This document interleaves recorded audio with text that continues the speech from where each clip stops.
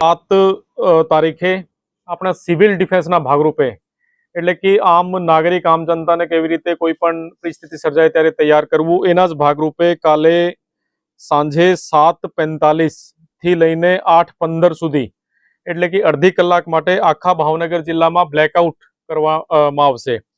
આ બ્લેકઆઉટમાં આપણો મ્યુનિસિપલ કમિશનરનો એટલે જે વિસ્તાર છે, નગરપાલિકા વિસ્તાર છે અને તમામ ગામડાઓમાં જે પણ આપણે લાઇટ જે પણ છે, ઘરની લાઇટ કે કોમર્શિયલ વિસ્તારની લાઇટ કે સ્ટ્રીટ લાઇટ કે બીજી કોઈ પણ લાઇટ એ અડધી કલાક માટે બંધ રાખવામાં આવશે।